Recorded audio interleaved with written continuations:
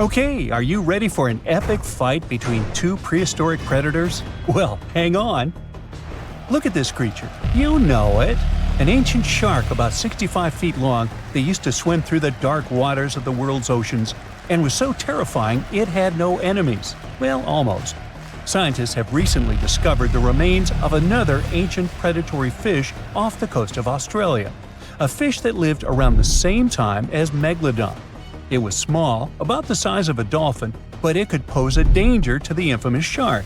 How is it possible if this creature was many times smaller? Well, let's take a look. This monster is called Janjucetus, and technically it wasn't exactly a fish. It was a distant relative of the modern baleen whale. Outwardly, it may seem quite cute, similar to that baleen whale I mentioned, but you wouldn't want to meet it in the ocean. It had the massive skull of a whale, large eyes the size of tennis balls, and a short snout with an immensely powerful jaw filled with razor-sharp teeth. In other words, it was like a shark version of the baleen whale. Janjucetus lived during an ancient period called the Oligocene, which was about 33 to 23 million years ago. At that time, there was an incredible abundance of life in the world's waters. Giant penguins, small whales, sharks 2 to 3 times larger than modern ones, primitive dolphin species, and many other unusual creatures. Now imagine that in this ancient and terrifying neighborhood, a giant megalodon met a Janjucetus. At first sight, it's not love. The megalodon's victory is obvious, but don't rush to write the Janjucetus off. It's agile and fast. It's quite possible that it was more mobile than Megalodon, and during the fight, it would have avoided a direct attack. The Megalodon would have lost sight of such a small opponent, while the Janjucetus would have swum up to the shark's belly and opened its jaws. They're small, but there are a lot of sharp teeth. Now, these teeth were designed to rip and cut. The Janjucetus would attack the Megalodon with a small but very unpleasant bite, and the shark would have swum away after such a punch. But who knows? Maybe Megalodon would have immediately eaten Janjucetus in the first seconds of the fight. Megalodon could have won, but in terms of speed and mobility, it would have lost. So let's look at something bigger, something that could actually have competed with Megalodon. It doesn't have to be a monster living at the same time as the ancient shark. We can make our own rules. Imagine that all ancient marine creatures ended up in the same pool with Megalodon. So its next opponent is the Liopleurodon. Now initially scientists thought that this monster could grow to be 82 feet long, which is even larger than Megalodon. But more accurate studies have shown that it only reached 32 feet, which is about the size of a modern orca. The Liopleurodon lived in the waters of Western Europe around 160 to 155 million years ago and shared territory with other dangerous reptiles such as ichthyosaurs and plesiosaurs. Yes, it was smaller than them, but it had one big advantage.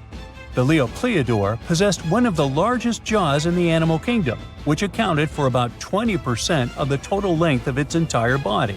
That's a mouth. Its jaws were about 6.5 feet long. A huge, toothy mouth the size of an adult basketball player filled with smooth and dagger-sharp teeth, ideal for cutting steaks and peeling ammonite shells. And by the way, scientists suspect that ammonites and squid were the creature's main diet. This super predator was also a very fast and agile creature that ambushed and attacked its prey from below. Megalodon would have been in big trouble. The grip strength of a Liopleurodon would surely be more powerful than that of Megalodon. Besides, the Liopleurodon's size and mobility would allow it to attack the enemy from different sides. It's probably why Megalodon would have lost in that fight. The next opponent for our Megalodon is the Dunkleosteus, and to be honest, this guy has almost no chance of defeating the large ancient shark. But the Megalodon probably wouldn't have beaten it either. The Dunkleosteus was one of the earliest predators of the ocean. It lived in the late Devonian, about 382 to 358 million years ago. Its size was about 13 to 32 feet or even less, and it also had no teeth. What? A predator without teeth? How did it survive in a dangerous prehistoric world? Well, it grabbed and chewed food with the help of special jaw growths. Those growths were so powerful that they could pierce steel, if there was any around. In a sense, these were not teeth, but bones. Okay, let's say the megalodon grabbed this predator by the belly and it couldn't do anything with its growths. But the problem is that the megalodon would have hardly done anything either, because the Dunkleosteus was a heavily armored fish. Just look at the shell. It probably limited its mobility, but it provided incredible protection. This monster felt like a big stone in the teeth of the megalodon. It's unlikely that the megalodon would have wanted to chew this stone. It would have spit it out, and both predators would have gone about their business. We've got a draw here. And now, the final match. Here's the next opponent. You see anything? Is this enemy invisible? What's happening? Ah, there it is. Meet the Telemonstrum. It's a tiny ancient monster, just 11 inches long. Huh? What can it do to a giant shark? Next to the megalodon, the Telemonstrum is like a box of matches compared to a human.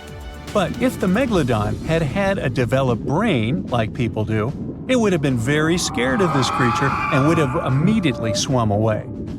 Many people scream and run away in fear when they see a creepy insect crawling or flying, or when a mouse runs across the floor. Some of us jump on the couch in horror. Not all of us, but some. The megalodon would have jumped out of the water like a dolphin if the Telemonstrum had charged at it. Just check it out. It looks like an underwater bike with a long trunk with a jaw at the end. And these handlebars, where you would put your hands to control your bike, are the eyes. It's like the eyes of a hammerhead fish, only thinner and longer. The body of a squid, cuttlefish fins, snail eyes, and a toothed proboscis. This is a horror movie character. Scientists say it probably hunted jellyfish, small fish, and shrimp. And it didn't chew the food, it licked it like ice cream. Obviously, it's not an opponent for the megalodon, but it's still a creepy monster. Well, what would have happened had it really started a fight with a megalodon? It would have been difficult for the ancient shark to find it. It would have been unlikely to catch this tiny monster in the mouth, and the Telemonstrum wouldn't have been able to do anything to the megalodon either. However, I can think of one strategy. The creepy creature had a long trunk. What if it had just swum under the megalodon's fin and started licking it? If the shark had felt the tickles, then it would probably have worked. But most likely, they wouldn't have fought each other. It seems like they would have made perfect friends. The Telemonstrum lived about 300 million years ago in shallow seas and estuaries that covered the territory of the U.S. When scientists discovered this creature in 1955, they were shocked because no one had any idea what it was. Experts compared it to worms, tunicates, conodonts, mollusks, and vertebrates. And do you know who it really was? Well, scientists still have no idea. They can't determine its place on the tree of evolution. Perhaps this is some new branch, and its descendants simply haven't survived to this day. The megalodon was one of the most dangerous predators on Earth. But now we know that other equally scary monsters lived in the oceans. But what if the megalodon lived today? Who could have defeated him? A blue whale who would be even bigger than this ancient shark. But the blue whale seems to be a kind animal. It wouldn't fight. How about the kraken? The kraken versus the megalodon? Well, let's save this fight for another video.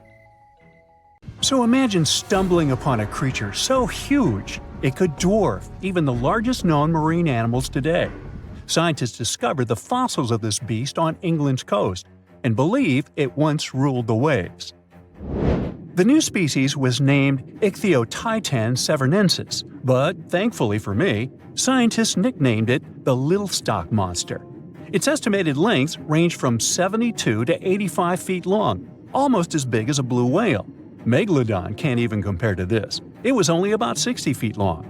And what's crazy is that this fossil we found wasn't even an adult, so who knows what their actual size was. The first piece of the Little Stock Monster was discovered in 2016 in the Westbury Formation. Researchers found a 3-foot-long jaw part that belonged to an unknown species.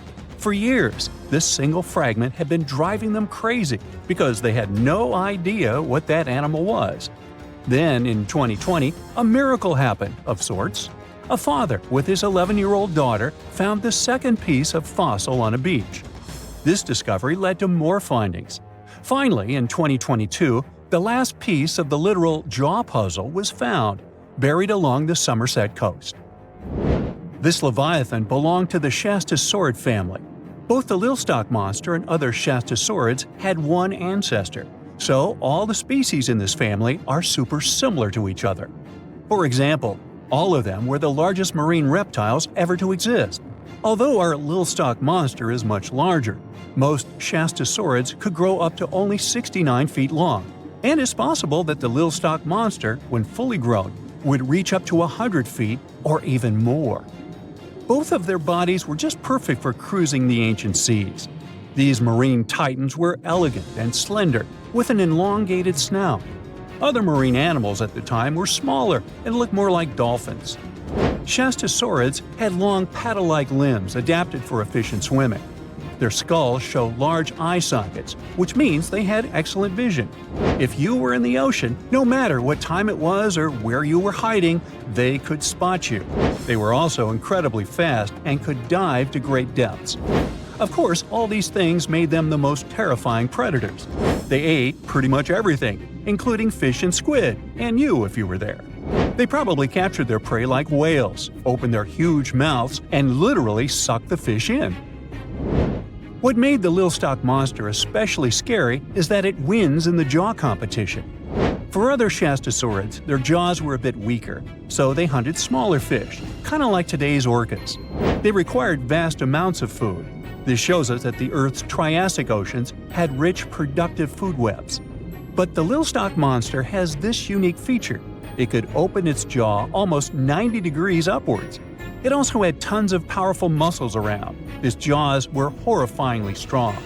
So while others were hunting some squids, the Lilstock monster probably hunted large fish and even other marine reptiles. Fossils of Shastasaurids have been found everywhere in the world, from North America to Asia. This means that these creatures dominated and terrorized the oceans for millions of years, although even they weren't completely safe from scavengers. And that's exactly why we struggle to find these fossils now. Scavengers didn't leave any remnants of them. So, while we have some fossils of this marine family, they mostly remain a mystery for us. They lived in the oceans about 200 million years ago, in the late Triassic period.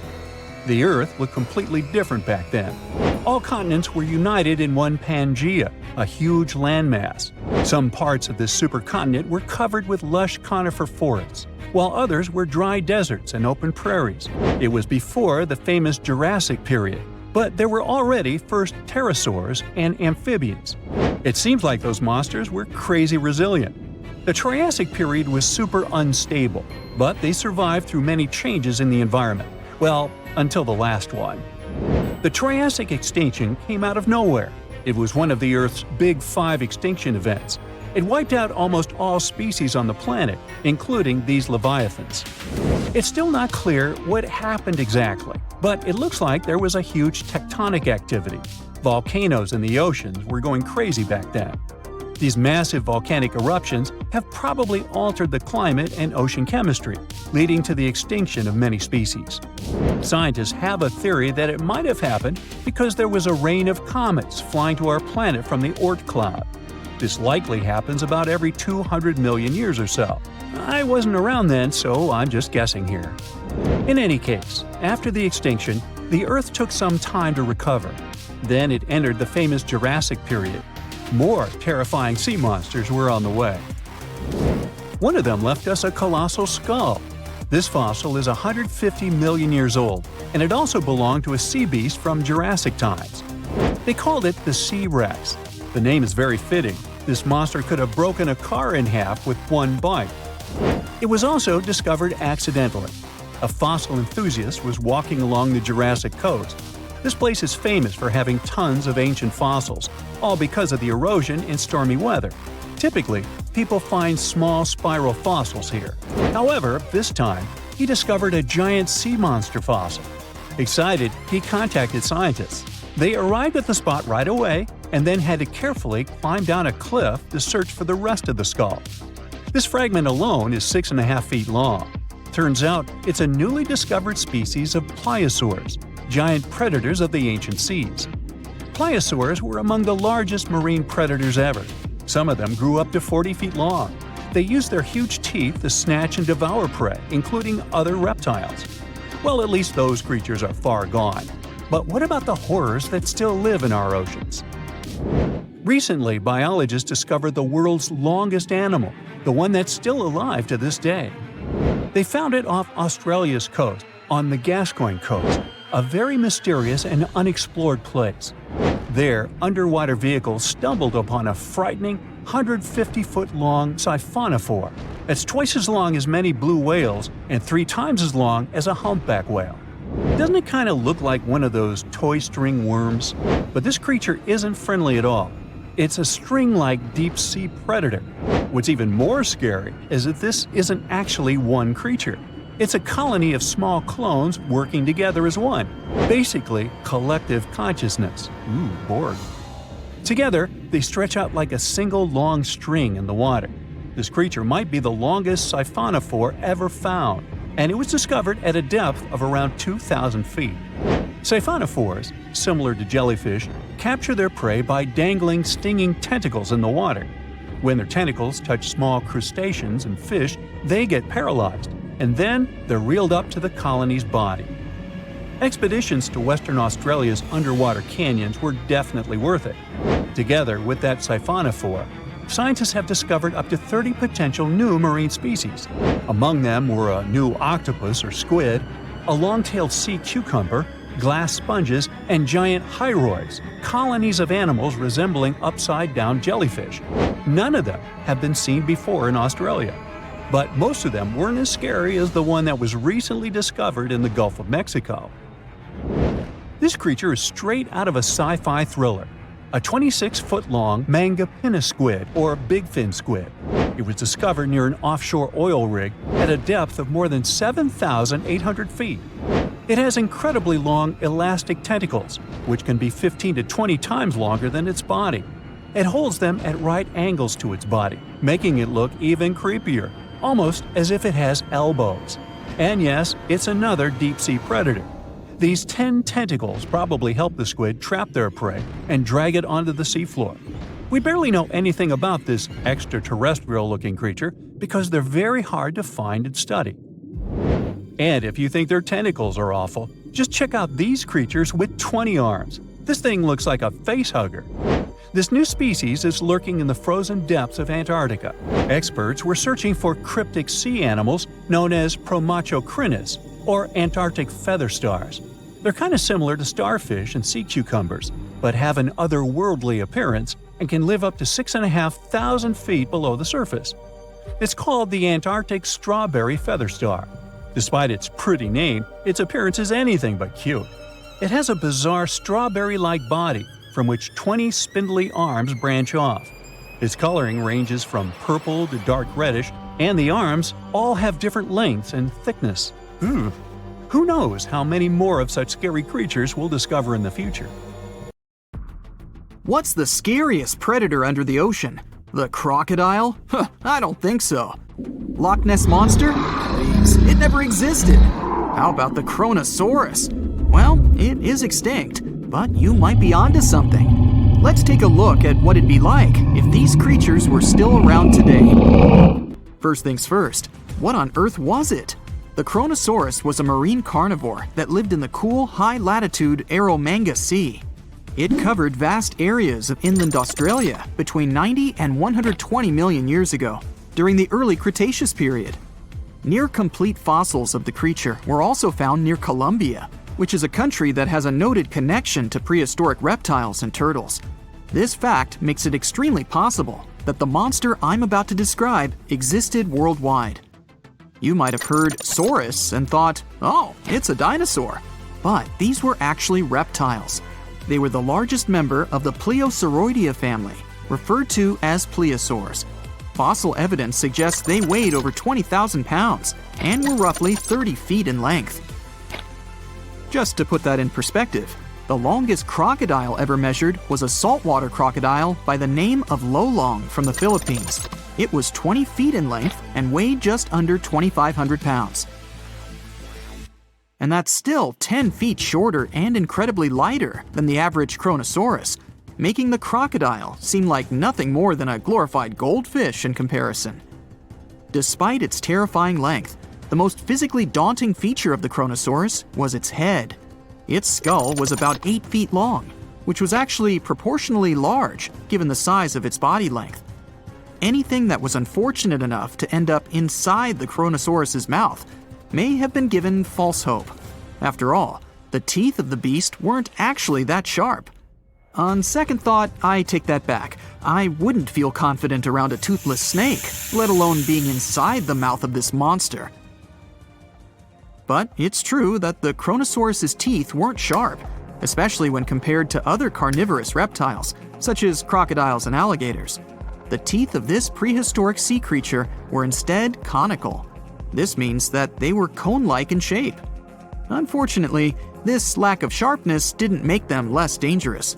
The teeth were enormous and could be up to 12 inches long from the crown tips to the bottom of the roots. This obviously meant that the Kronosaurus had an extremely powerful bite. It was estimated to be up to 30,000 newtons, which is almost twice as powerful as the bite of a large saltwater crocodile. Because of the bluntness of their teeth, they weren't suited for twisting their prey once in their grasp. But the size and shape of the teeth made them perfect for simple open and shut biting. They would have had no problem crushing hard objects such as the toughest of shells any sea turtle could offer. Just like crocodiles, the Kronosaurus is believed to have had a short neck. This may have been an adaptation to allow the beast to successfully catch small, evasive animals. Their body, in general, was fusiform and streamlined. This means it was narrowed at both ends and had very little resistance to the flow of water. The Kronosaurus was also equipped with 4 paddle-like limbs. The hind limbs were larger than the front ones. They could span approximately 7 feet in diameter. All in all, this set the Kronosaurus up to effortlessly propel itself through the waters and be an ultimate predator. Predator X, if you will? That's the name that was given to the fossil of a creature discovered near Svalbard, a Norwegian island group, in 2009.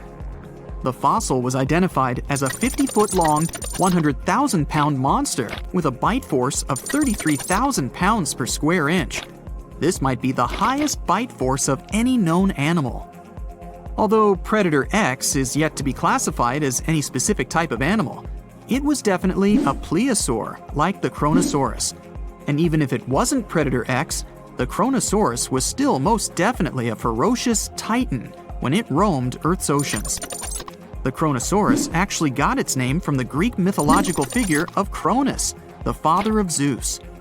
Cronus was viewed as a titan from a generation of super powerful beings. So what was it that the Kronosaurus, this terrifying monster, actually feasted on to satisfy its appetite? This creature was known to eat sea turtles, squid, and other larger marine reptiles of that time, such as elasmosaurids and ichthyosaurs. This suggests that if crocodiles existed in the realms of the Kronosaurus, they too might have turned into lunch for the beast. There's evidence from the fossil remains of the Kronosaurus that suggests that they also feasted on sharks, which I know is a disappointment to those of you who view that beast as the king of the ocean. Not when the Kronosaurus was around, my friend. In any case, grounding all kinds of food into small pieces to help digest them would have been difficult without small teeth. This explains the presence of rounded stones found in many of the remains of these sea creatures. Researchers believe these stones may have been swallowed to control buoyancy or to help process food. It's also entirely possible they were accidentally swallowed while feeding on other animals from the seafloor. As if the Kronosaurus even needed to be a meanie with its already existing power and size, there's also evidence to suggest that it indeed might have been. It turns out that after using all its impressive attributes to catch its dinner, the Kronosaurus first liked to play with its food, like a cat does with a mouse. I guess since the hunt was so easy for them, they needed to get their fun from somewhere else. Well, I think now you should have a good idea about these creatures. So let's ask ourselves what it would be like if they were still around today. And by the way, why aren't they? Well, the Kronosaurus was completely finished off by the same KT meteor that took out the dinosaurs 66 million years ago. But even before this catastrophic event, they were coming under increased pressure from an even bigger and more vicious family of carnivorous marine reptiles known as mosasaurs. You can't always be a top dog, I guess, or rather, top marine reptile. But what if this never happened, and they were still roaming Earth? Well, this might be obvious, but can you imagine what kind of impact that would have on sea tourism? Based on the impact that famous movies about sharks and killer whales had, what do you think the presence of a Kronosaurus in the ocean would do to beaches? The very creature that would eat sharks and whales for breakfast. Beaches would certainly become a great place to go for a quiet walk, because nobody else would even be there. And what about such activities as boating, surfing, and scuba diving? You think anyone would dare try them, knowing that this 30-foot beast could be lurking beneath them? Let's give humans some credit and assume most of them wouldn't. This would cripple the global sea tourism industry, which is responsible for earning roughly $143 billion every year. Just to make sure this shocking point hits home, the most expensive yacht to ever roam the ocean was called the History Supreme. Its master bedroom was believed to have a statue made of T-Rex's bone and a wall made of meteorite rocks, as well as a 24-karat gold panoramic wall aquarium. Anyway, this yacht was worth nearly $5 billion, meaning you could buy 38 of them with the money lost in potential damages to sea tourism caused by the Kronosaurus.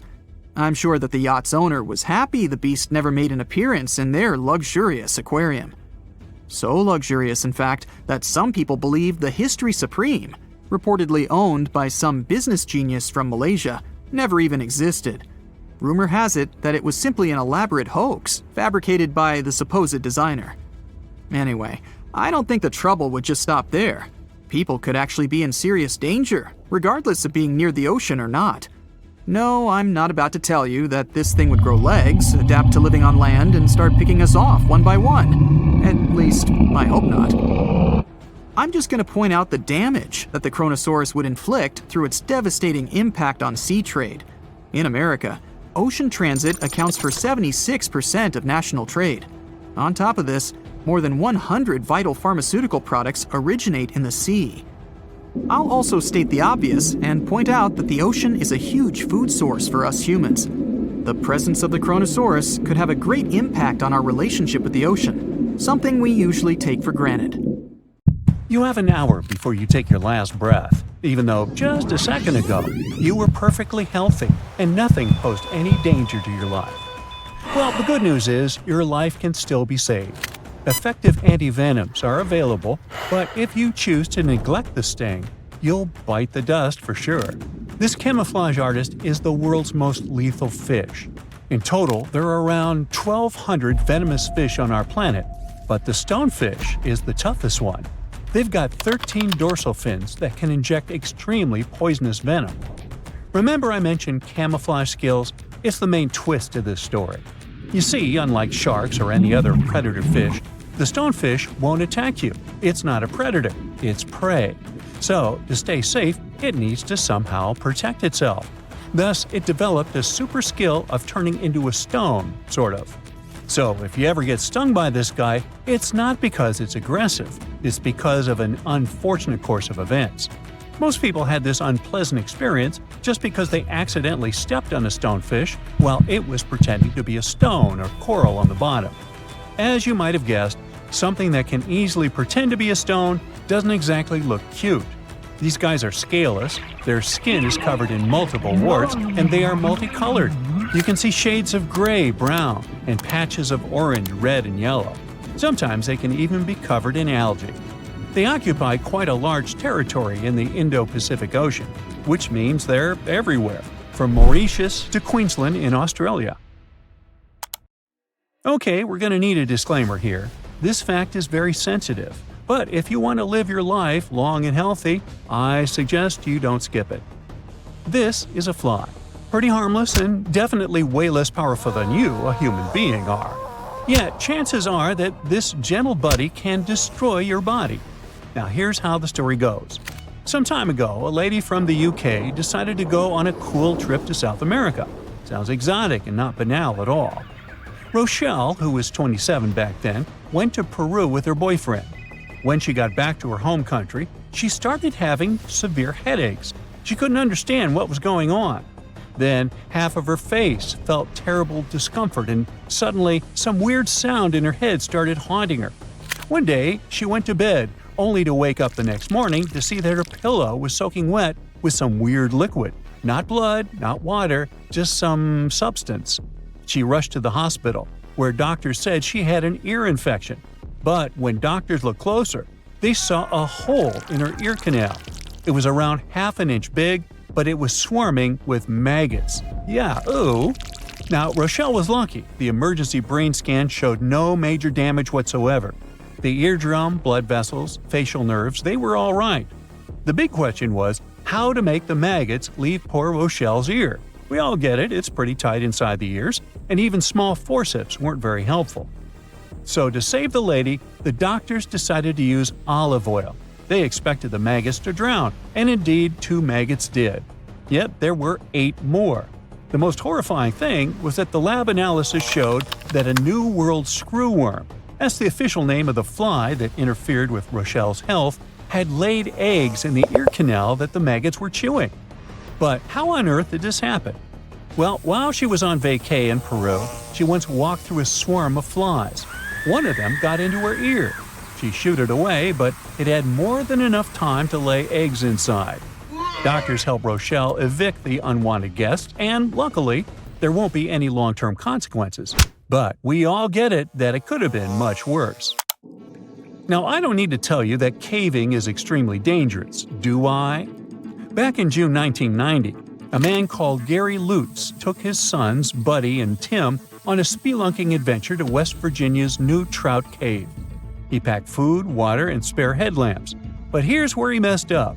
He left the pack behind when they reached the maze, a tight spot with jagged rocks.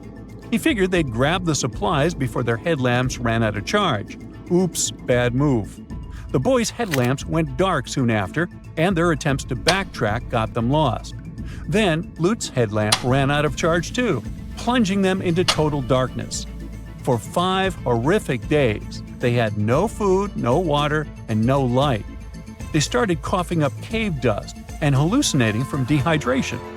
Luckily, someone noticed that their car had been parked for days and called the authorities. The rescue team pointed out that the family had broken the cardinal rules of caving. Always carry 3 sources of light each, and always tell someone where you're going and when you'll be back. Sadly, some tourists never go back from vacation. They become statistics. And some people sometimes have a narrow escape from the Grim Reaper without even knowing it. Just an example here. A tourist in Australia filmed themselves handling a super dangerous creature and uploaded the footage to Reddit. In the video, the tourist is holding a blue-ringed octopus, with Mandarin writing on the screen saying, "Such a beautiful octopus." After filming, they shake the octopus off their hand and luckily put it back into the water before it could sting them. The thing is, the blue-ringed octopus is one of the world's most dangerous marine animals. It packs enough venom to make 26 adults kick their buckets. The tourist had no clue how dangerous it was. People on Reddit were freaking out. One person commented, "Do they even know how lucky they are to be alive after doing something that monumentally stupid?" A woman from New Hampshire got some nasty burns after veering off the trail in Yellowstone National Park and falling into scalding water near the Old Faithful geyser.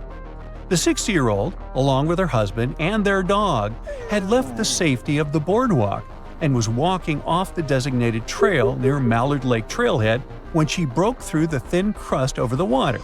She ended up with 2nd and 3rd degree burns on her lower leg. Luckily, her husband and the dog were fine, but the lady was rushed to a hospital for treatment. Now, park officials are reminding everyone to stick to the boardwalks and trails in hydrothermal areas and be super cautious. The ground there is fragile and thin, with scalding hot water just below the surface. Pets are allowed in some developed areas of Yellowstone, but they're not permitted on boardwalks, hiking trails, in the backcountry, or in thermal areas. Hot springs in Yellowstone have injured and made people meet their early demise more than any other natural feature. At least 22 people have passed away from hot spring-related injuries since 1890. Hey, what's cooking? Oh, it's you.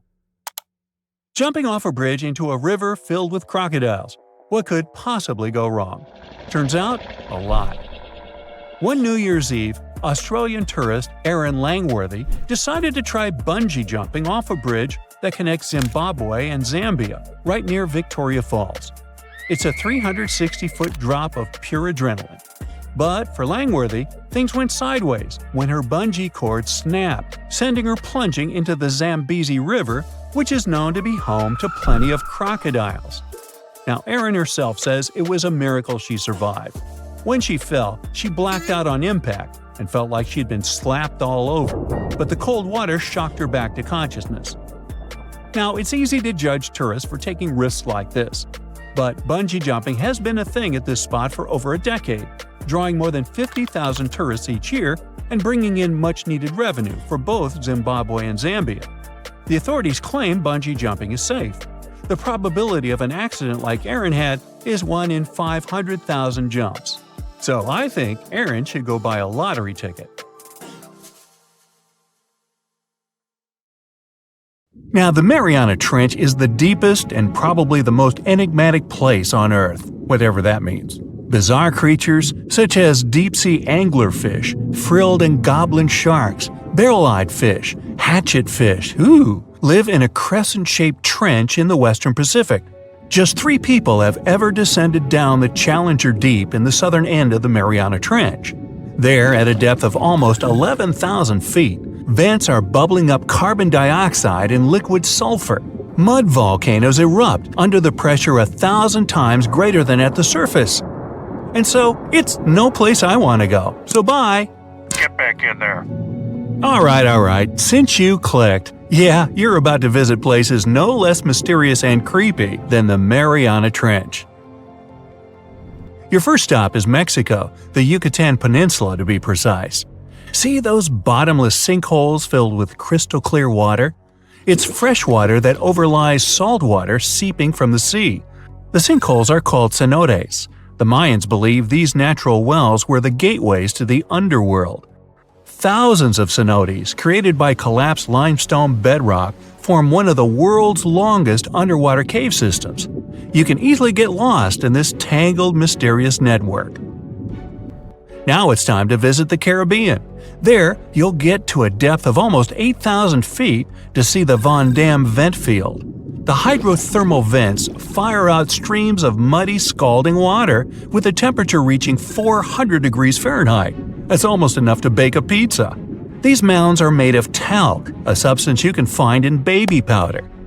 The Van Dam vent field is an oasis for odd species. One of those is kind of a creepy shrimp without eyes. Instead, they're equipped with patches of light-sensitive cells on their backs.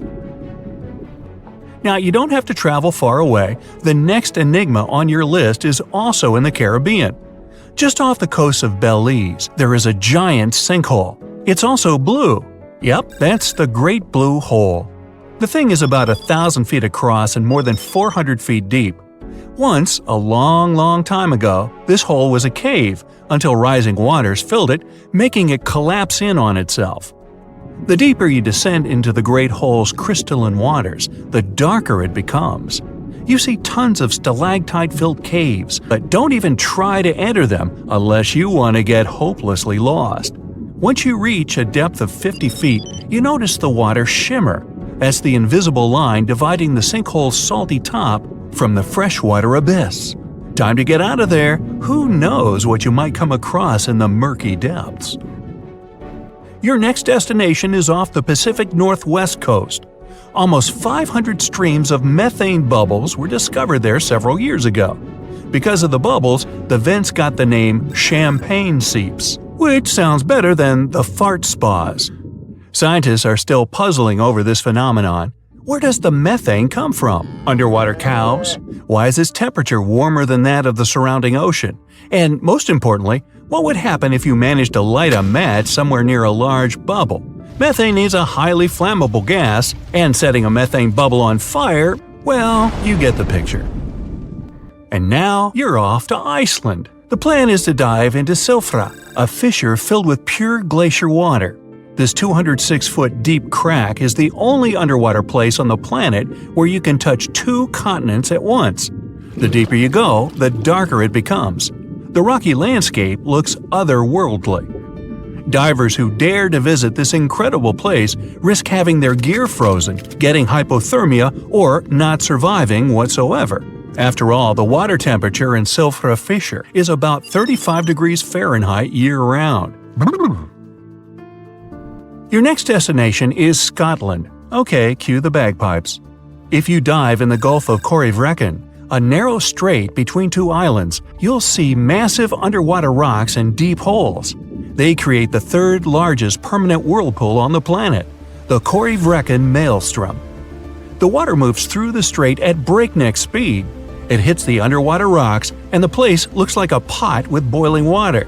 The waves created in the process sometimes reach a height of 15 feet, and you can still hear the roaring whirlpool from 10 miles away. It's believed the Corryvreckan Maelstrom has swallowed dozens of sailors over the centuries. They were caught unaware by the ferocity of this natural phenomenon and pulled underwater in the blink of an eye. Okay, enough bagpipes. Your adventures are getting more and more extreme. You're heading for Antarctica. There, in the Southern Ocean, you'll find the Ross Sea Ice Shelf. Say that 5 times real fast. Later, not now. It's roughly the size of Spain, with the ocean underneath containing as much water as the North Sea. Once, scientists drilled all the way down through this enormous chunk of ice. Imagine their astonishment when they found life in those extreme conditions. The researchers came across dozens of mysterious species not known before. The most unnerving were upside-down swimming fish and overturned sea anemones hanging in the frigid waters. Hopefully, bizarre places with a notorious reputation don't frighten you. Well, too bad, because you're about to visit the Bermuda Triangle. It's an area between Bermuda, Florida, and Puerto Rico where planes and ships seem to vanish in thin air. For the first time, this place attracted a lot of attention in 1945. That's when 5 U.S. Navy planes disappeared during training. Before radio contact was lost, the flight leader said, "We're entering white water. Nothing seems right." After that, the planes with 14 men flying them disappeared. Even scarier, a rescue plane with 13 people on board never came back as well. Some people believe the mythical city of Atlantis lies at the bottom of the triangle.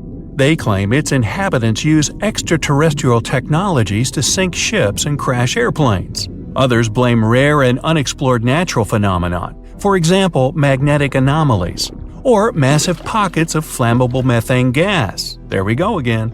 Then, if a bolt of lightning ignited a giant methane bubble near a ship or a plane, this could probably make it sink without a trace, except the smell. But methane is found everywhere all over the world, and it never behaves this way. Some experts aren't sure there's a mystery to explain whatsoever. Lots of busy routes pass through this area. No wonder more ships and planes sink there than anywhere else. Now, prepare some warm clothes. You're heading for the north again. Your destination is Cape Desolation in Greenland. Nice place. In 2012, Canadian researchers were sampling the water in that area, and their equipment came back to the surface with pieces of coral attached to it. That's how a cold water coral reef was stumbled across. These unique pinkish corals can easily go without sunlight and live in strong currents 3,000 feet below the surface. Another unique spot you can't miss lies between Greenland and Siberia. The Gakkel Ridge is the deepest and most remote portion of the global mid-ocean ridge system. In some places, it reaches the depth of more than 3 miles. It's only natural the darkest corners of this underwater world remain unexplored. Fascinating chemical reactions happening at the bottom of the ridge produce hot fluids rich in minerals. They spew, like freshmen at a rush party, from seafloor vents. And since these vents are isolated from the rest of the ocean, they're hot spots for bizarre creatures found nowhere else in the world. Your next stop is just off the coast of Cuba. Circular columns, paved floors, symmetrical stone structures. That's what the Cuban underwater city looks like. What happened there? Why was a large city abandoned at a depth of more than 2,000 feet? Lots of people believe those are the ruins of a long-forgotten civilization. But scientists have their doubts. They claim the lost city is nothing but a natural phenomenon that appeared about 5 million years ago. The disc and donut structures often appear around the areas of the seafloor where natural gases break free. Again with the gases. When you come to visit the Sargasso Sea in the middle of the North Atlantic Ocean, you won't find its shores. Instead, it's surrounded by powerful ocean currents. These are the same currents that turn the sea into a gigantic convention for dense brown seaweed. In the 19th century, a French ship was discovered in the Sargasso Sea. Its sails were set, but not a single crew member was on board. This mysterious disappearance made people believe the seaweed was carnivorous. The Sargasso Sea is indeed a weird place. It's always eerily calm and unnaturally warm, even though it's surrounded by the churning, freezing waters of the Atlantic Ocean. Could one of these bizarre places become a home to the largest marine predator ever, the megalodon? The giant shark's teeth, some larger than an adult man's hand, have been found pretty much all over the world. But since these creatures preferred warm, shallow waters, they lived along the coastlines of all continents except Antarctica. In other words, it'd be a waste of time to search for the giant predator in the depths of the Mariana Trench, in Greenland, or in Mexican cenotes. But then, could it choose the waters of the Caribbean to hide from the hustle and bustle of the modern world? Don't get your hopes up. There's been no proof the megalodon does exist these days. It wasn't a shy, elusive animal, and still, no one has seen this shark lurking around recently. Not even near the fart spas. Today, I'm going to tell you about creatures that had unique features which allowed them to grow to incredible sizes. They were some of the most impressive animals to have ever existed on our planet. The Argentinosaurus is a genus of sauropod dinosaurs that lived approximately 97 million years ago in what is now South America. Scientists think it was one of the largest land animals ever, with a length of up to 100 feet and a weight of up to 100 tons. A farmer stumbled upon a giant leg bone while tending his cattle. That's how he discovered the first fossils of the Argentinosaurus in Argentina in 1987. Further excavations uncovered more bones, revealing a massive dinosaur that would have dwarfed most other animals of its time.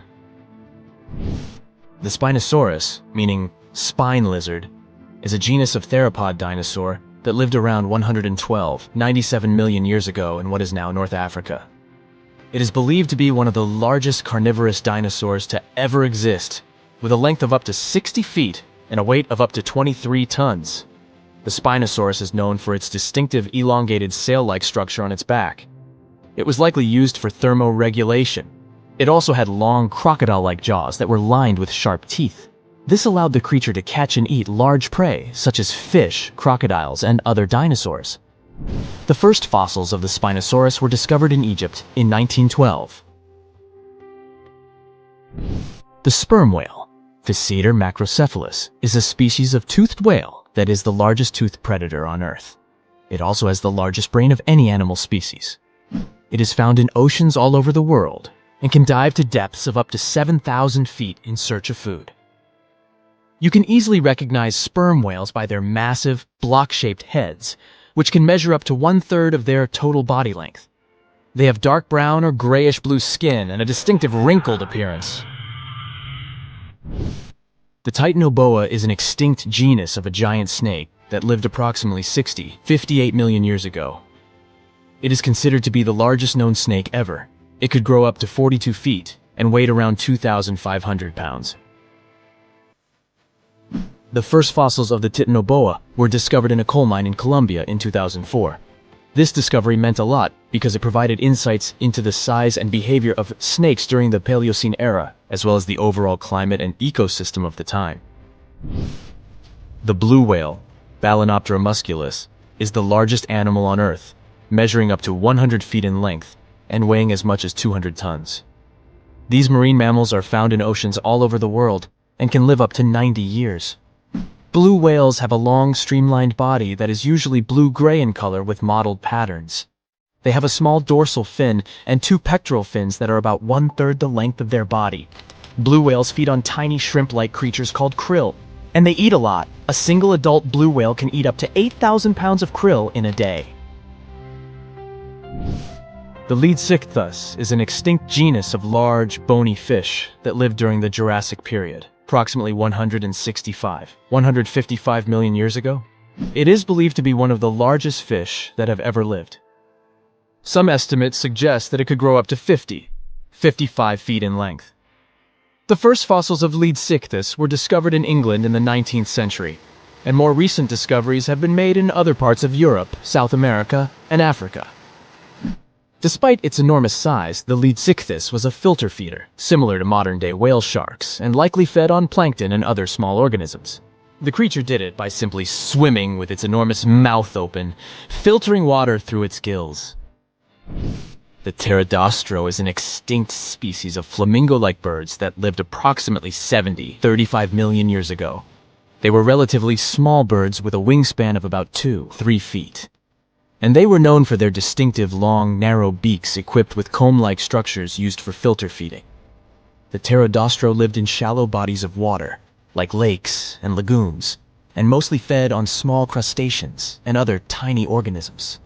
The animal filtered them from the water using the comb-like structures on the inside of its beak while swimming through the water. The African elephant is the largest land animal on Earth, and one of the most recognizable ones. There are 2 species of the African elephant, the savanna elephant, Loxodonta africana, and the forest elephant, Loxodonta cyclotis. You can see them in various parts of sub-Saharan Africa. These creatures can be identified by their large size, gray skin, and long trunks.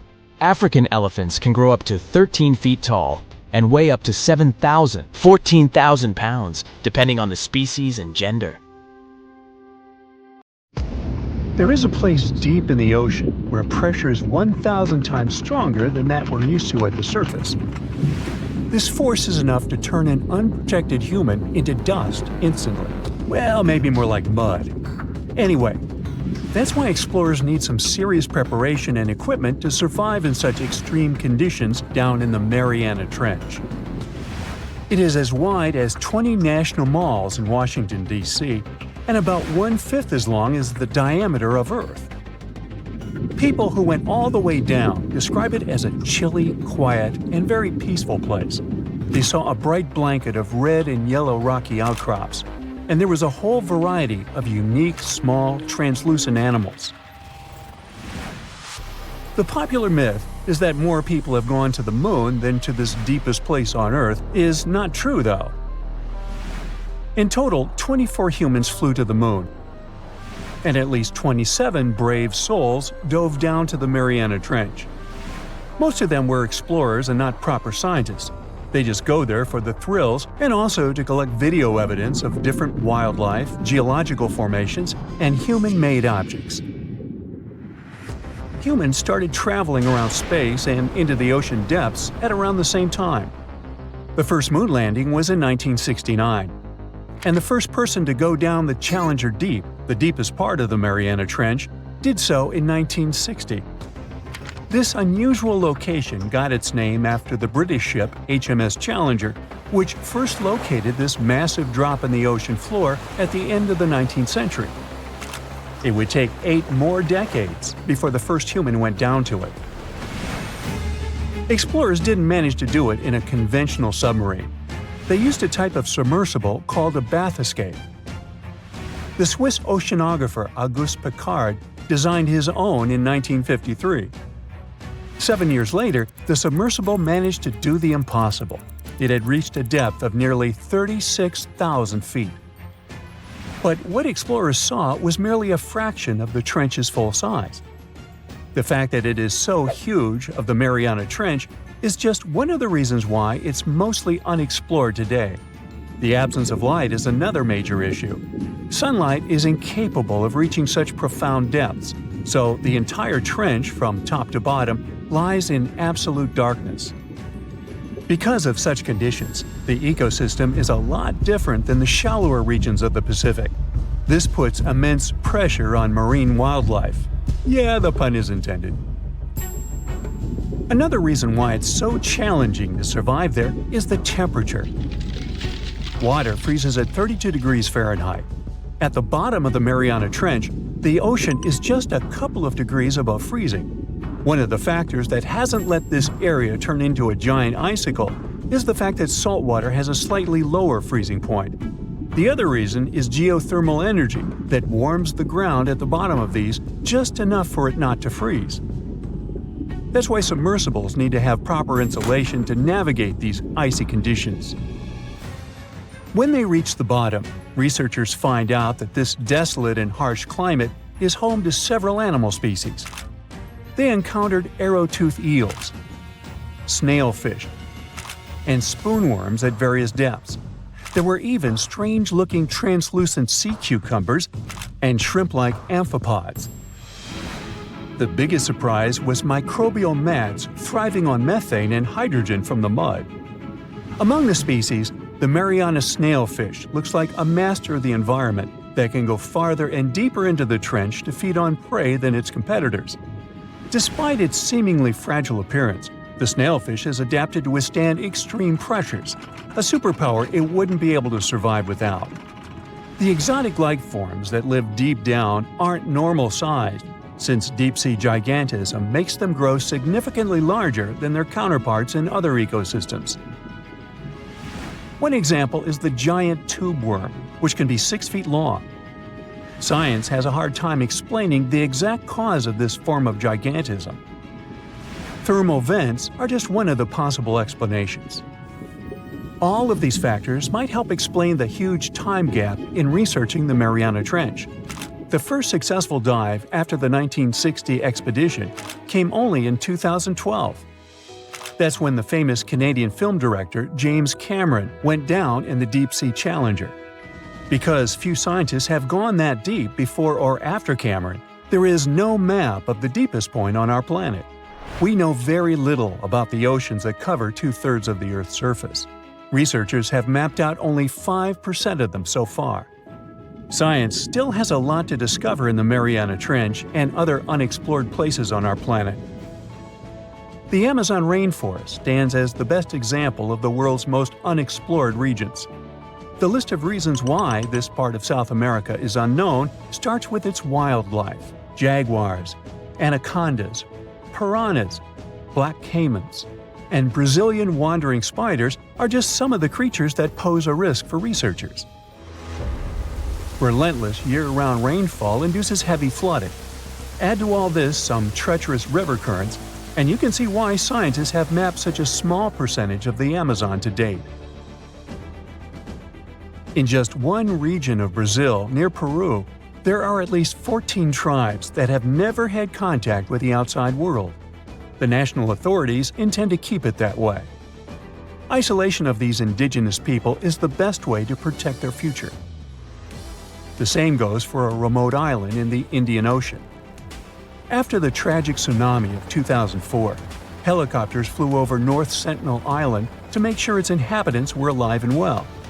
Meanwhile, the Sentinelese weren't thrilled. They took up bows and arrows to drive away the unwanted visitors. This tribe is one of the last uncontacted tribes on Earth. Although anthropologists and filmmakers visited the island in the late 1960s, we still don't know much about its indigenous population. It sits a long way off any shipping lanes in the Bay of Bengal. North Sentinel has no natural harbor, and it's surrounded by a shallow reef. This makes access to the island possible only by boat. The Indian officials who lay claim to the island have prohibited outsiders from visiting the island for safety reasons. The estimates on how many people inhabit the island vary significantly, from as few as 15 to as many as 500. The island is not tiny. It's about 5 times as big as London's Heathrow Airport. Apart from occasional contact during the past 2 centuries, the Sentinelese must have been isolated for a long time. They are related to other indigenous groups in the Andaman Islands. but their neighbors cannot understand a word of their language. The continent of Antarctica has no permanent human settlements at all. The only people who periodically live there are international scientists. This vast expanse of ice and snow, roughly the size of the United States and Mexico combined, still has many regions where humans haven't set foot. Satellite imagery and photos that NASA's aircraft made from the air have mapped out the entire continent, so we know where to go, but it's not that easy. The reason for this are all the adjectives that go with Antarctica. It is the coldest, windiest, driest, and brightest of the 7 continents. This makes it virtually unlivable. More than 99% of its surface is covered with a permanent sheet of ice. Its thickness ranges from 1 mile to as many as 3 miles in some places. That's half the height of Mount Everest. Now, the Himalayan range contains the world's tallest unclimbed mountain. It is also the tallest mountain in Bhutan. In the local language, the mountain's name translates as White Peak of the 3 spiritual brothers. Out of respect for the spiritual beliefs of the local population, national authorities restricted and then completely banned mountaineering at the beginning of the 21st century. To this day, there is no evidence that any climber has ever managed to successfully reach the summit of this mysterious mountain. If you could dive right into the mysterious darkness of the ocean depths, who knows what you'd come upon? Legends that are hundreds of years old mention some giant sea monsters hiding deep down below the ocean waves, like the Kraken, the Loch Ness Monster, the Hydra, Leviathan, and so many more.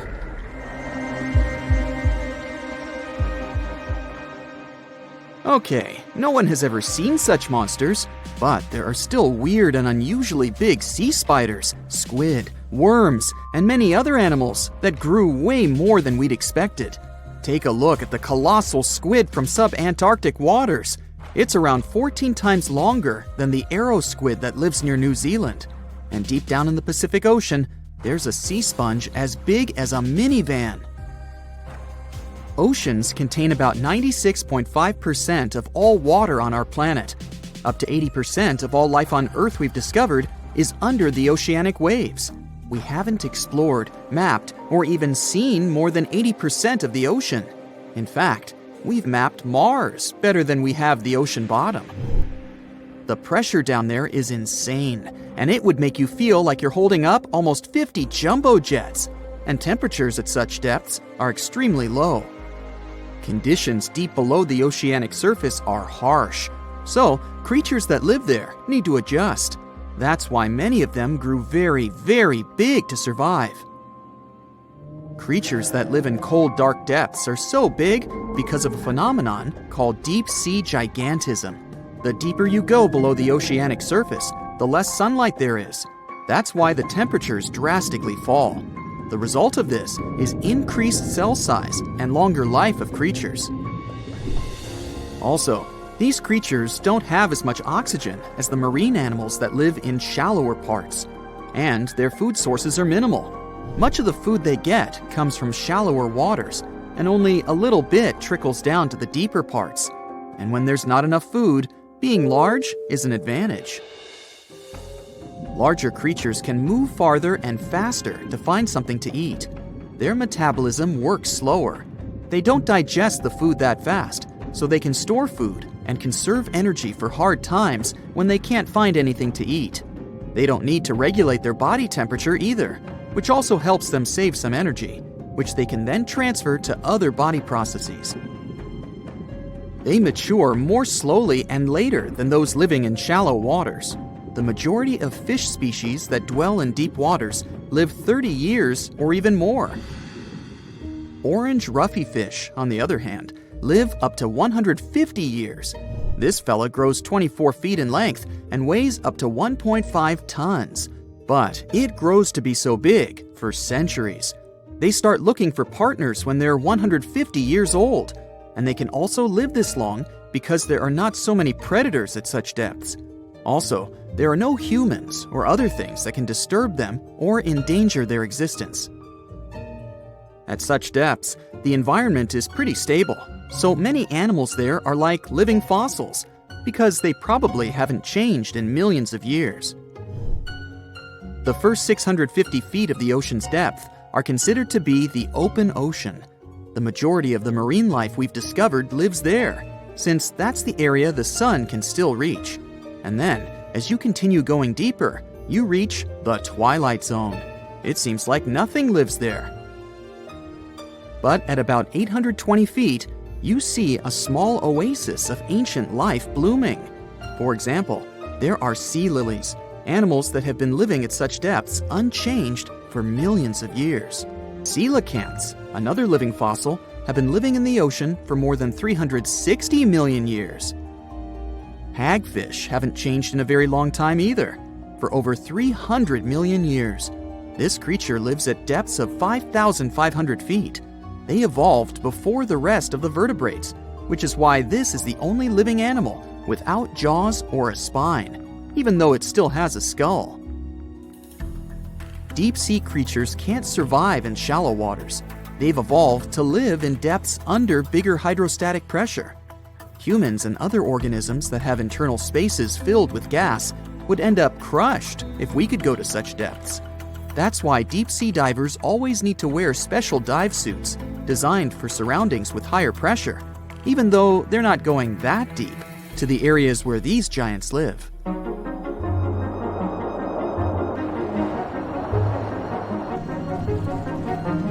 But near Antarctica, you can see gigantism way closer to the surface, like giant sponges, sea slugs, sea spiders the size of a dinner plate, worms, and even some enormous single-celled organisms. They all tend to chill in shallower waters. Scientists are not sure why exactly, but they think it could have something to do with oxygen. Giant species use just a little oxygen, and the waters around Antarctica are pretty rich in it, which means there's hardly any limit to these animals growing bigger and bigger. Back to deep sea creatures.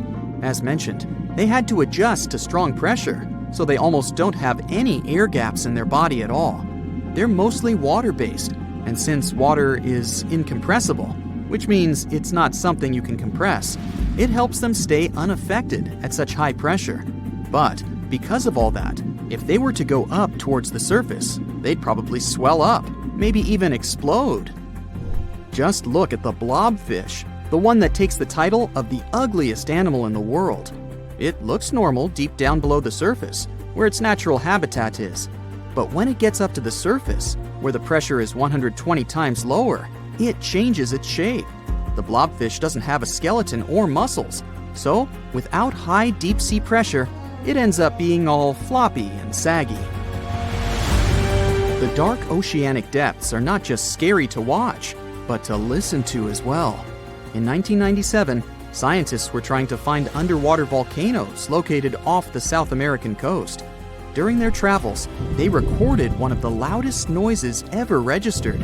It was pretty weird, too. It was so loud, even sensors from more than 3,000 miles away managed to pick it up. They later called it the bloop. It took them 15 years to conclude the sound came from an ice quake. That's when seismic activity breaks frozen ground. Water at the bottom of the ocean is not always extremely cold. There are hydrothermal vents on the seafloor, and the water that comes out of them can be up to 750 degrees Fahrenheit. Powerful pressure, yep, the same one that would crush you, is something that doesn't allow the water to boil. There are hundreds of animal species that live near deep-sea hydrothermal vents. Some of them, such as tube worms, are not like anything we have seen before. These worms absorb chemicals from vent fluids. That's how they feed bacteria that live in them. And in return, those bacteria give them the carbon the tube worms need to survive. 2/3 of all of the coral species scientists discovered live in dark, deep, and extremely cold parts of the ocean. Some even live in parts that are 3 miles deep. They can survive at low temperatures, such as 28 degrees Fahrenheit. Some of these cold water corals are more than 8,000 years old.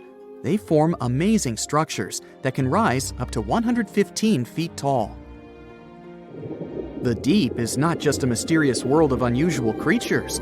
The landscape under the oceanic surface is magnificent too. The canyons hiding there make even the Grand Canyon seem small. For instance, check out the one located in the Bering Sea, the Chug Canyon. Its vertical relief is more than 8,500 feet deep. That's huge. The largest ocean waves are not the ones you can see from the shoreline.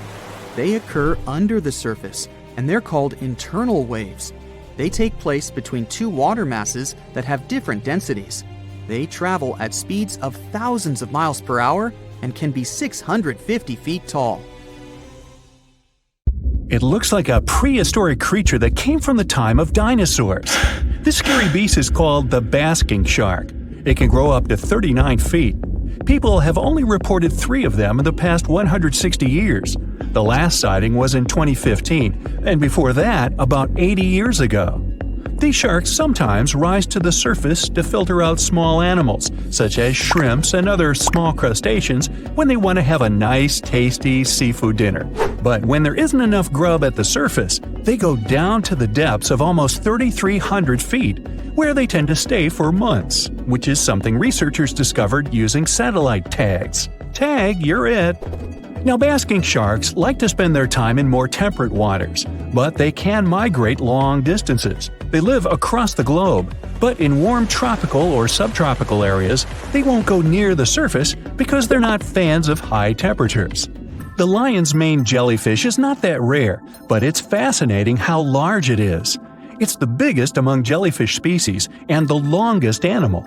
Its total length can reach 120 feet.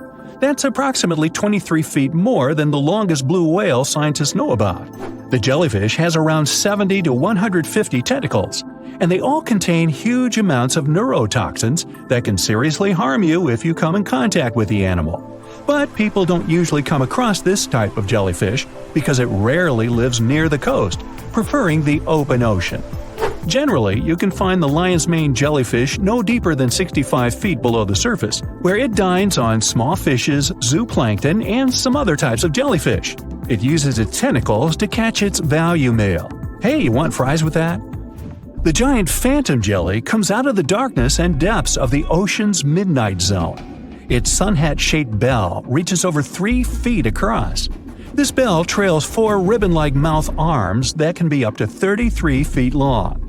This quite rare creature uses its mouth arms to catch unfortunate animals swimming around and not knowing what's coming for them. Giant phantom jelly propels itself through the water with periodic pulses coming from its orange head. It glows faintly and mysteriously in the pitch-black depths. It lives across the globe in all the oceans except for the Arctic. I'm guessing it's too cold. Because of its odd shape, people often call the oarfish the dragonfish or sea serpent. It's about 26 feet long, which makes it the longest bony fish we know about, and lives at depths of 3,300 feet. Oarfish spend most of their time in the deep, dark parts of the open ocean in tropical and subtropical areas. They almost never come to the surface, unless, invited. It's a ribbon-shaped and shiny silver creature with a long red dorsal fin and red oar-like pelvic fins. Its body has no scales and is very thin. The fish can grow to a length of about 30 feet and weigh 660 pounds. Oarfish have really big eyes that help them see better in their dark, scary surroundings. The frilled shark is definitely one of the gnarliest-looking marine animals out there. If you saw it somewhere, you'd probably think you went back to the age of dinosaurs. Yup, the frilled shark is a prehistoric creature because its roots go back 80 million years.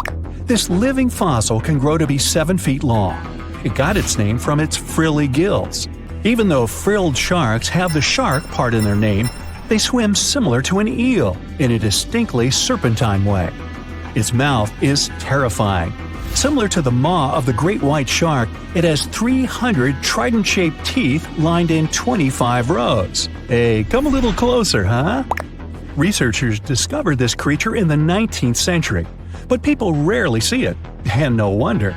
It usually lives at depths of between 390 and 4,200 feet. Most of the time, the frilled shark feeds on squid, swallowing them whole. Its long jaws allowed the frill shark to gape extra wide and swallow animals half as long as its entire body. Goblin sharks are very rare. Researchers have spotted fewer than 50 of them in more than 120 years. But maybe that's for the best, since we're talking about a pretty scary fella with a narrow snout and sharp teeth.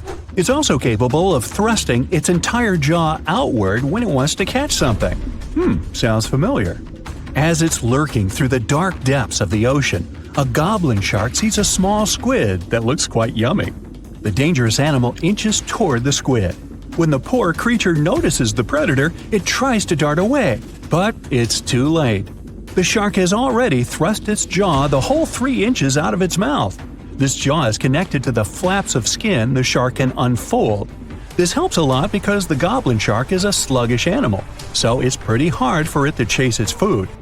After finishing its lunch, the goblin shark puts its jaw back in its mouth and swims away as if nothing's happened. Goblin sharks mostly live at the bottom of the ocean. Like many other shark species, they prefer swimming alone.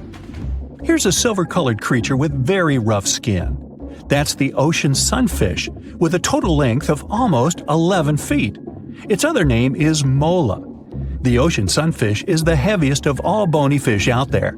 People sometimes call it a swimming head because of its bizarre appearance. These creatures have such a weird shape because they're born with a back fin that never actually grows. It just folds into itself as the animal matures and creates a rounded rudder. The sunfish is a bit clumsy. It moves with the help of its mighty fins that allow the animal to swim on its side. This marine inhabitant is a solitary creature. It mostly feeds on zooplankton and jellyfish. The spotted wobbegong is one of the world's rarest sharks. It grows to be more than 10 feet long. It may not look as terrifying as some of its shark relatives, but it's pretty good at catching unsuspecting animals swimming past, mostly during the night. The animal has a spiracle, which is why it can breathe while staying still at the bottom of the ocean. It's motionless most of the time, which is why you can barely notice it. Its flat body and large pelvic and pectoral fins blend in with the underwater terrain. That's why they're so good at hiding. This ability helps when these sharks want to protect themselves too. Wobbegong means carpet shark. They usually live close to the ocean floor in coral reefs, on sandy bottoms, and under piers. People have even spotted the shark in the water that is barely deep enough to cover its flattened body. Now, blobfish lack teeth and bones, so they can't actively hunt. Since they don't have much muscle mass, they can barely move around. Hey, I had a roommate like that once. They get their energy from animals they scoop up from the seafloor. They also know how to conserve this energy. That's how it usually goes with deep-sea creatures. They don't have as much food as those animals that swim closer to the surface. Instead, they have special body mechanisms that allow them to save energy for the times when they don't have much to eat. Pressure at the depths where the blobfish lives is 120 times as high as that at the surface. That's why the bizarre creature looks like a weird gelatinous mass only when you bring it up to the surface. The pressure here is not strong enough to keep its body together. Hey, breaking up is hard to do.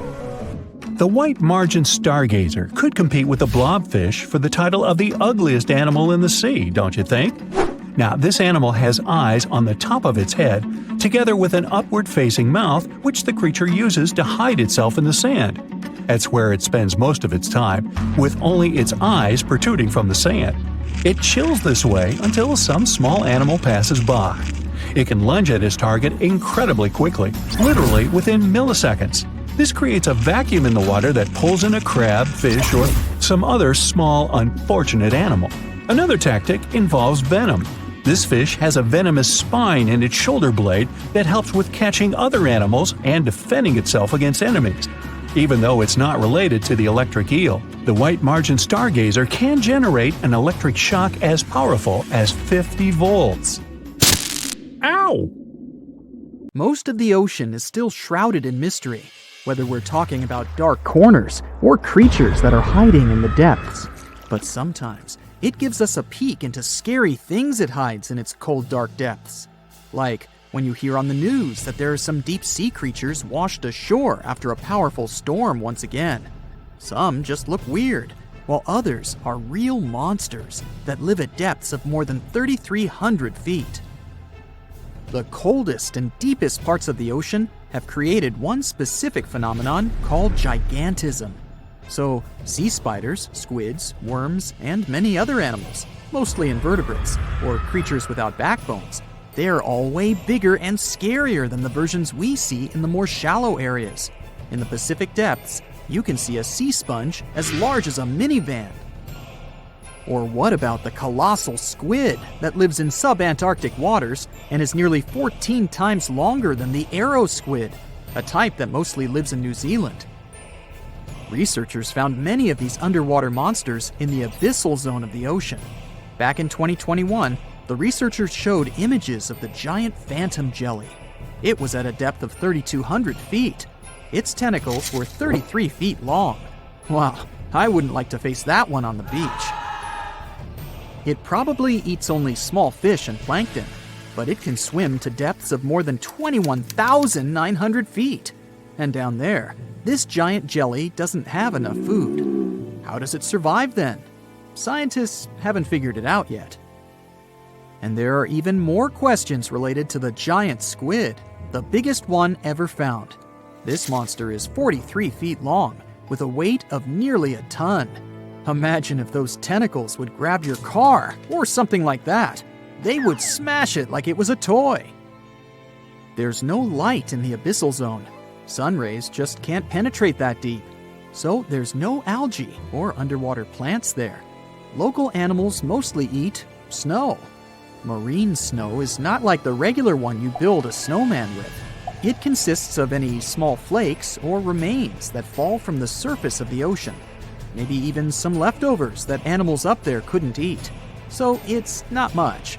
But apparently, it's enough for very large creatures that hide deep down there, like giant squids. Squids that generally live at such depths don't bother going after their prey. They just wait until the poor animal swims right up to their long tentacles and falls into a trap. It may not be the best method ever, because not many animals will even swim into these dark, cold parts. But it's the method that saves energy. A giant squid eats only 1 ounce of fish daily, which is approximately 45 calories. That's nearly 50 times fewer calories than an average person should eat per day. So when a squid gets 1 fish, it saves it for a couple of days. I hope giant squids won't get the idea to go to the surface and look for food when there's not enough of it in the abyssal zone. And I hope even more that giant Greenland sharks won't get that same idea. You can find them at depths of up to 7,200 feet. They're twice as slow as we usually walk. They swim at a speed of 1.12 feet per second. Their slowness is part of the energy-saving mechanism that creatures down there need to survive. But they can speed up in the form of short bursts when they need to catch prey. But they kinda change their diet from predator to scavenger, considering their environment. There will be more leftovers falling from the surface than animals to go after. Greenland sharks grow just 0.4 inches per year, and they're mostly 20 feet long, which means they live for a very long time, sometimes up to 400 years. They also have a slow metabolism, and that's one of the main factors for their long life, too. Greenland sharks like to spend their time in cold waters. They're adapted to that, since their tissues have specific chemical compounds that prevent the forming of ice crystals all over their body. That means they have some sort of natural antifreeze. So what makes them so big? Scientists are still not sure, but some theories try to explain it. There's this thing called Kleiber's rule that says bigger animals tend to be more efficient. Just take a small fish and compare it to a whale with a mass hundreds of times bigger. The whale has a greater metabolism. It conserves energy more efficiently and loses less of it to the surroundings through heat. Moving on, bigger animals can ingest bigger prey. They're more likely to go through tough issues in their environment or defend themselves from predators going after them. Also, the body gets bigger when temperatures are lower. The Greenland shark is a perfect example. So are giant sea spiders. Sea spiders are generally common, and you find some very small ones at 0.04 inches. But in deeper parts of the Antarctic, they become 3-foot-long giants. They grow so big because the cold water has more oxygen. That way, more of it diffuses into the animal's body, and that allows it to grow bigger. Yeah, both as a creature and a nightmare. And how about this giant tube worm? Researchers found it accidentally while they were exploring the mysteries of the Pacific Ocean floor. They stumbled upon unusual hydrothermal vents. Volcanic heat is a thing that gets them going. As water seeps down through faults or cracks in the rock, these vents change their direction. When the water gets out of the vent, it's rich in different minerals and chemicals. Most animals wouldn't survive being around this toxic soup of chemicals, but not these tube worms. They came as a true surprise, because not only are they not bothered by these toxic vents and the almost boiling temperature of the water, but they developed entire ecosystems there. They're unique because they don't need sunlight to survive. Instead, small bacteria are their main source of energy. That bacteria gets their energy directly from these toxic chemicals. So it's not photosynthesis, but a process called chemosynthesis. And these tube worms don't have mouths. These bacteria live inside them. Strange story, huh? Plus, these scary worms reach up to 8 feet. Giant isopods are no better either. They lurk at the depths of the ocean of 1,640 feet or more below, far away from the sunlight, looking like some monstrous wood lice.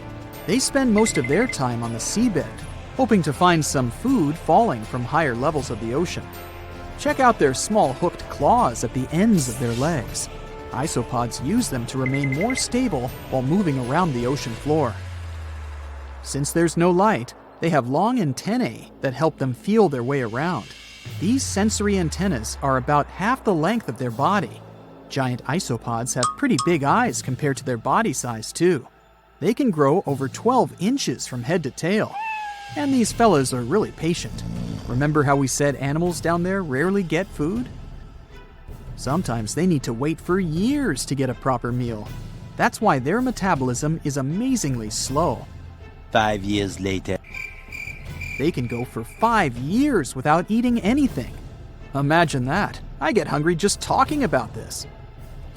In 2006, a biologist did research to compare the differences between the shallows and the deep sea regions. He realized the deep sea mirrors the island rule. First, isolated parts of land develop biodiversity you won't find anywhere else. Second, small-bodied life there grows much bigger when it's isolated, compared to life on large land masses. Resources are limited, but also competition and predators. And we don't know much about these deep-sea creatures.